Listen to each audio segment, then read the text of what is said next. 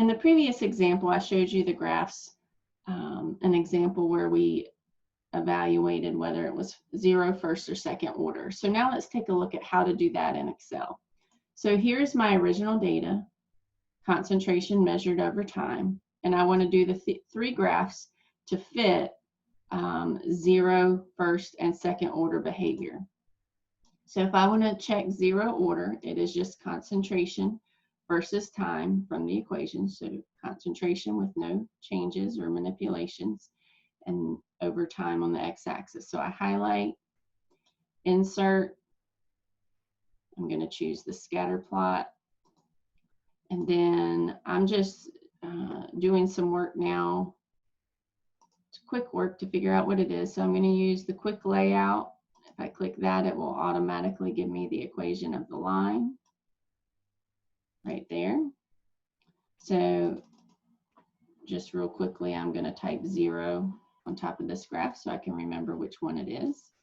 Then for first order, I need the natural log of the concentration. So to do that calculation in Excel, I can hit equals ln and then put it in parentheses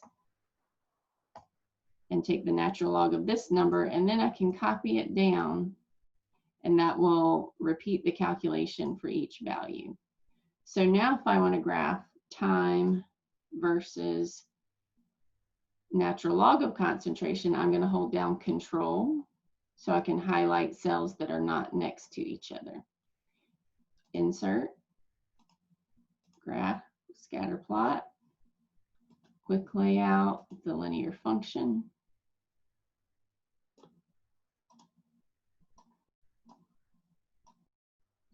And I'm going to label this one as first. And I'm not labeling all the axes right now because I'm just doing some scratch work over here in Excel. Now to check for second order, I need 1 divided by the original concentration. Make sure you go all the way back to the original concentration and copy it down.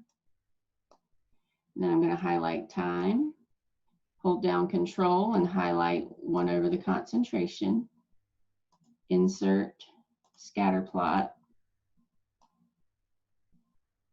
and quick layout with a linear function. I'm going to call this one second. Now I'm going to evaluate which one has the best fit. So 0.92, 0.98, 0.98, 0.982, 0.9878. So it's this first order graph is the one with the best linear fit. So therefore, this reactant is first order. It has first order behavior that fits this model of the first order behavior described by this equation.